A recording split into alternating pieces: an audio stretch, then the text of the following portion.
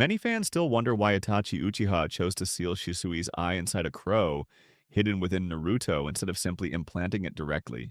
At first glance, it might seem like a tactical choice, but in reality, it reveals something much deeper about Itachi's vision. To understand, we need to go back to Shisui's power. His Kotoamatsukami wasn't just any genjutsu.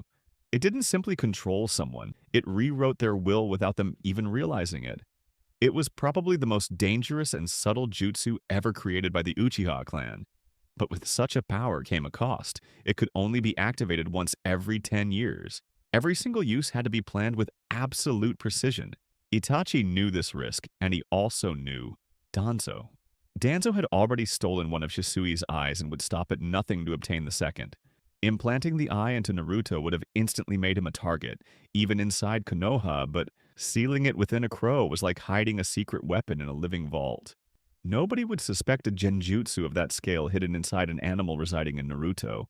Itachi's plan went even further. He didn't program the eye to activate when he wanted, but at the exact moment Sasuke used his Mangekyō Sharingan. In other words, this crow wasn't just a tool, it was an invisible safeguard.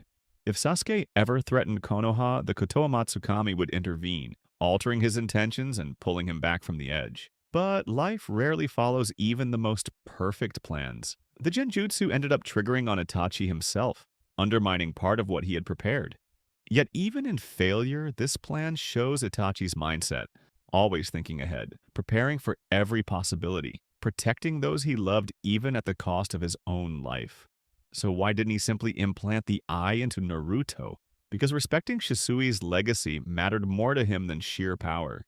Itachi knew his friend would never want his eye used recklessly or for destructive purposes. By keeping it sealed and asleep, Itachi not only protected Naruto but also honored Shisui's memory. There's one more key point. Even with Kurama's massive chakra and the Uzumaki vitality, Naruto would have needed an enormous amount of time to even begin mastering a genjutsu of that magnitude. By sealing it within a crow, Itachi also delayed its use until the most critical moment, instead of placing such a burden on a young ninja who couldn't yet understand its power.